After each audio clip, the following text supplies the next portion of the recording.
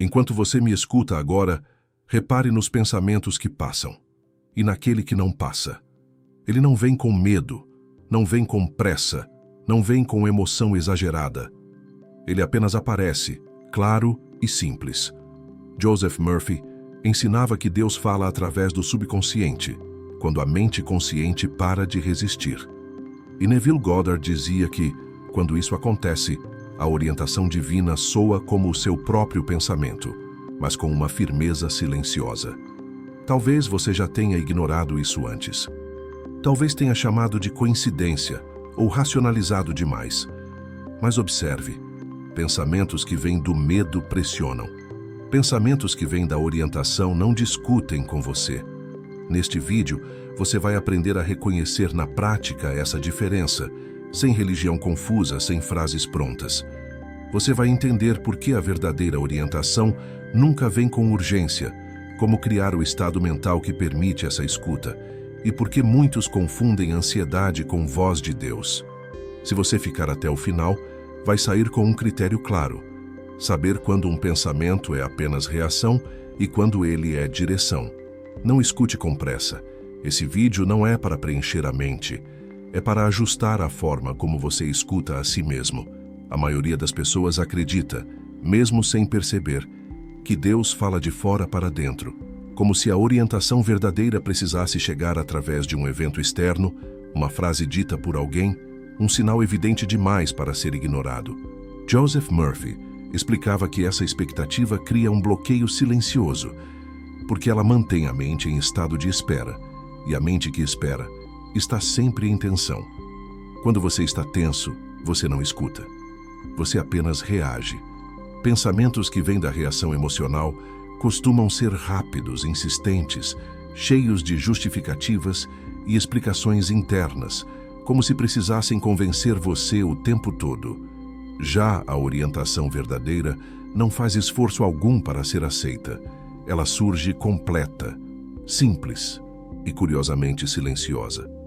Neville Goddard dizia que Deus não fala como uma entidade separada do homem, mas como consciência assumida, como um pensamento que não pede permissão para existir, porque já nasce com uma sensação de correção interna. Aqui existe um critério extremamente prático, que muda completamente a forma como você escuta a si mesmo.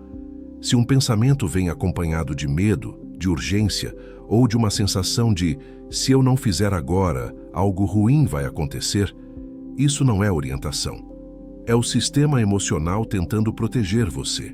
A orientação verdadeira não pressiona, ela não ameaça, ela não cria ansiedade, ela apenas aponta. Se isso já está reorganizando a forma como você observa seus próprios pensamentos, permaneça comigo até o próximo capítulo, porque você vai entender onde essa voz realmente se forma e por que a maioria das pessoas nunca acessa esse nível de clareza.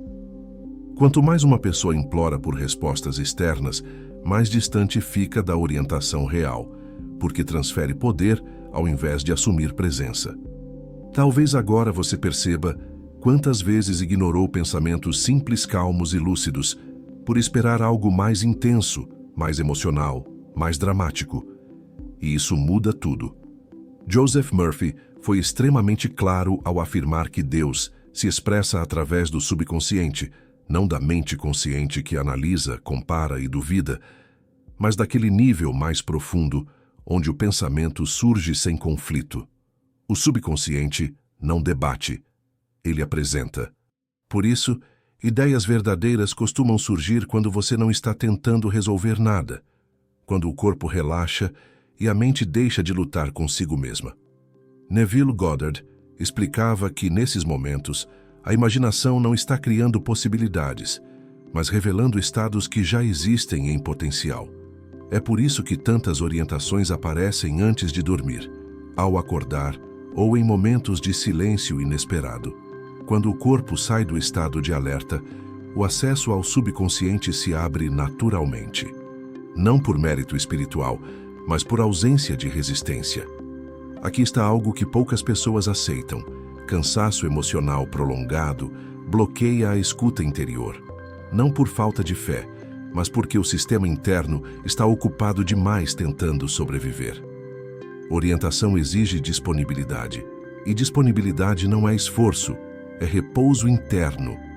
Se enquanto escuta, você sente que algo está se organizando por dentro, deixe um comentário com a palavra presença. Isso ajuda outras pessoas a encontrarem este conteúdo e fortalece esse espaço de escuta coletiva. A orientação verdadeira não compete com o barulho. Ela espera o silêncio. E silêncio, aqui, não é ausência de pensamento, mas ausência de resistência. Neville Goddard ensinava que Deus fala com o homem através da imaginação, mas não da imaginação caótica, fantasiosa ou escapista, e sim daquela que surge espontaneamente, sem esforço, carregada de uma estranha sensação de familiaridade. Às vezes a orientação não vem como uma frase clara, mas como uma cena breve, uma imagem simples ou uma percepção silenciosa que insiste em permanecer. Joseph Murphy explicava que, quando uma ideia retorna repetidas vezes com calma, sem ansiedade e sem urgência, é porque já foi aceita pelo subconsciente. O erro mais comum é tentar interpretar rápido demais, transformando orientação em análise e clareza em confusão.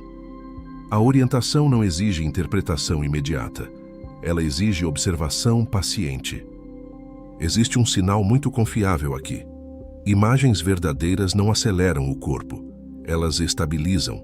Se uma imagem gera medo, ela não é orientação. É memória, condicionamento ou projeção emocional. Mas quando ela traz uma sensação de quietude, mesmo sem respostas completas, ela está apontando um caminho que ainda não foi racionalizado, mas já foi reconhecido internamente. E nos próximos capítulos, você vai aprender a diferenciar de forma definitiva essa orientação silenciosa do medo disfarçado de espiritualidade. Uma distinção que muda decisões, relacionamentos e destinos inteiros. Um dos maiores perigos no caminho espiritual não é ignorar a orientação verdadeira, mas obedecer ao medo, acreditando que ele é Deus. Joseph Murphy explicava que o subconsciente aceita aquilo que é repetido com emoção.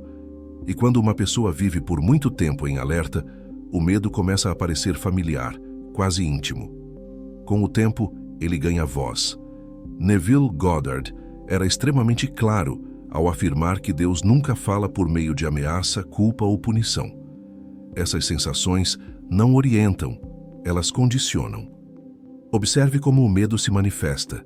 Ele sempre cria cenários futuros negativos, sempre exige decisões imediatas, sempre vem acompanhado de uma sensação de, se você não fizer isso agora, algo ruim vai acontecer.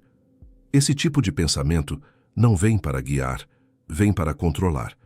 A orientação verdadeira nunca sequestra sua paz para provar que está certa. Ela não cria urgência, ela cria alinhamento. Existe uma diferença corporal muito clara aqui. Pensamentos que vêm do medo aceleram o corpo, encurtam a respiração, tensionam o peito ou o estômago.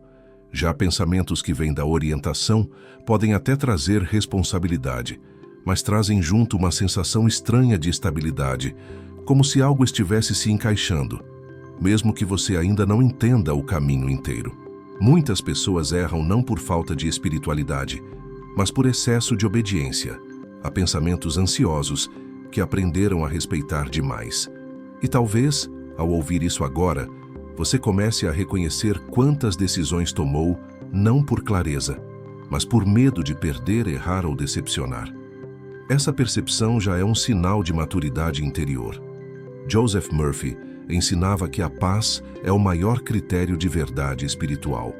Não a paz superficial, mas aquela sensação silenciosa de coerência interna que permanece mesmo quando a decisão é difícil. Neville Goddard reforçava essa ideia ao dizer que a orientação divina nunca vem como confusão prolongada, mas como uma convicção tranquila que não precisa ser defendida. Aqui está algo essencial. A orientação verdadeira não precisa ser analisada excessivamente. Quanto mais você tenta justificá-la, mais você se afasta dela. Isso não significa agir por impulso, mas reconhecer quando um pensamento já nasce inteiro. Existe uma simplicidade desconcertante na orientação real.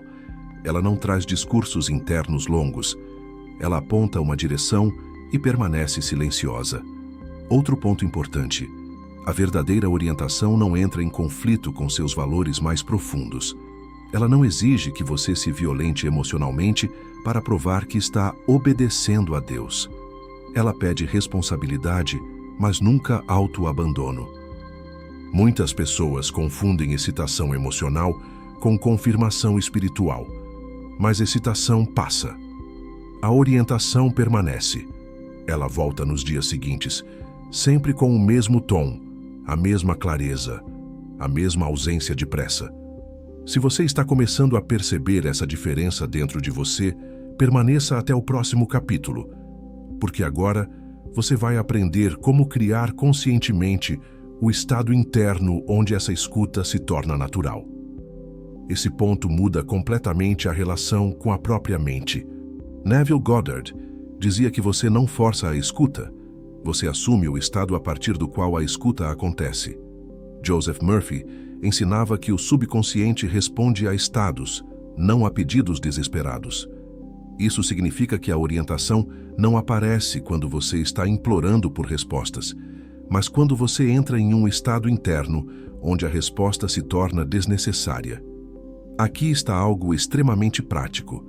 Quanto mais você confia na própria capacidade de escutar, menos barulho a mente produz. A escuta interior exige uma combinação simples, mas rara: relaxamento corporal, atenção presente e ausência de expectativa. Não é silêncio forçado, é receptividade. Um exercício simples que Murphy recomendava era entrar em um estado de calma antes de dormir e afirmar internamente que a orientação viria no momento certo, sem tentar controlar como. Neville Goddard complementava isso ensinando que assumir o estado de já orientado é mais eficaz do que pedir orientação. Quando você vive como alguém que já está sendo guiado, a mente começa a organizar pensamentos de forma diferente. Ideias surgem com mais clareza, decisões parecem menos pesadas e a sensação de estar perdido diminui, não porque tudo está resolvido, mas porque algo dentro de você está alinhado. E é exatamente a partir desse estado que a voz interior deixa de ser rara e passa a ser familiar. Nos próximos capítulos, essa compreensão vai se aprofundar ainda mais, levando você a reconhecer quando a orientação já foi recebida, mesmo que o mundo externo ainda não tenha mudado. Um dos momentos mais delicados da vida espiritual não é quando você não recebe orientação, mas quando já recebeu e ainda assim continua duvidando. Joseph Murphy explicava que o subconsciente responde àquilo que é aceito, não àquilo que é analisado indefinidamente. E quanto mais você questiona uma orientação clara, mais força dá à indecisão. Neville Goddard dizia que a dúvida não anula a orientação, mas enfraquece sua expressão no mundo externo, porque a mente volta ao estado antigo mesmo depois de ter tocado a clareza. Aqui está algo importante. A orientação verdadeira não desaparece quando você duvida. Ela apenas fica em segundo plano, esperando que você pare de pedir provas. Muitas pessoas confundem prudência com adiamento constante. Mas adiar sempre o próximo passo é uma forma sutil de resistência. Existe um sinal claro de que a orientação já foi recebida. O pensamento retorna, sempre com o mesmo tom, sem acusações, sem pressa, sem necessidade de convencimento. A dúvida, por outro lado, muda de forma o tempo todo porque nasce do medo de errar. CTA1, retenção, plus engajamento consciente. Se você reconhece esse padrão em si mesmo, escreva nos comentários: "Eu confio". Não como promessa, mas como um gesto interno de alinhamento.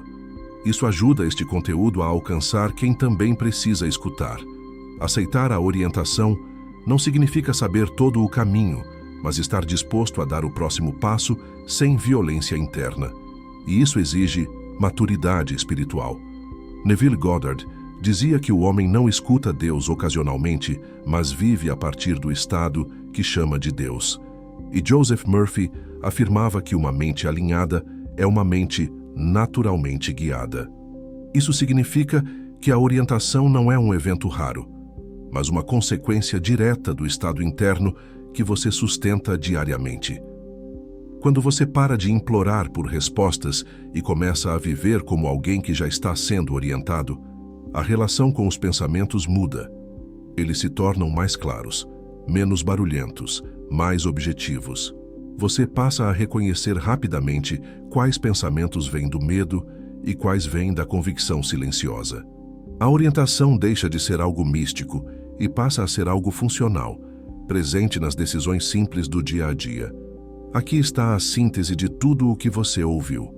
Deus fala como clareza, como simplicidade, como coerência interna. Nunca como confusão, nunca como ameaça, nunca como pressa. Se este vídeo trouxe clareza real para você, inscreva-se no canal e permaneça nesse espaço. Este não é um lugar de respostas rápidas, mas de escuta profunda e amadurecimento interior. Agora, antes de encerrar, permaneça em silêncio por alguns segundos, sem pedir nada, sem formular pensamentos. Apenas observe o que surge. Talvez você perceba que a orientação nunca esteve distante. Ela apenas aguardava que você estivesse presente o suficiente para escutar.